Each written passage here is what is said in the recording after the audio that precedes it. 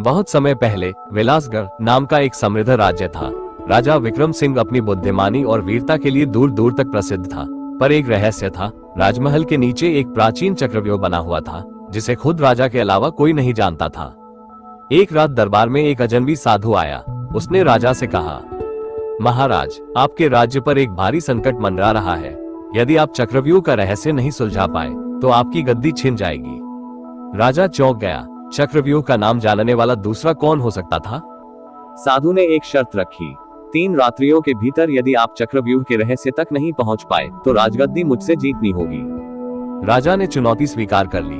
पहली रात राजा चुपके से चक्रव्यूह में उतरा। रास्ते अंधेरे और घुमावदार थे। दीवारों पर रहस्यमयी चित्र बने थे, जिनमें युद्ध, विश्वासघात और एक छिपे खजाने के संकेत छिपे थे।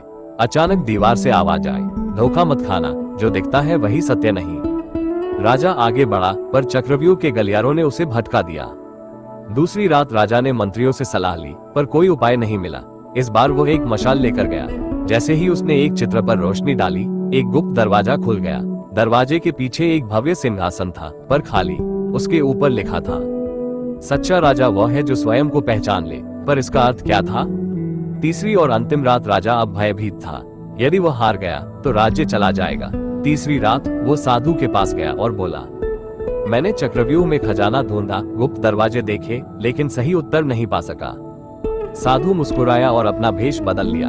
वह साधु नहीं, राजा विक्रम का खोया हुआ छोटा भाई था, अर्जुन सिंह, जिसे वर्षों पहले युद्ध में मरा हुआ समझा गया था। अर्जुन बोला, भैया, मैं देखना चाहता था कि आप अब भी योग्य है या नहीं। चक्रव्यूह का रहस्य सिर्फ शक्ति नहीं, आत्मज्ञान है।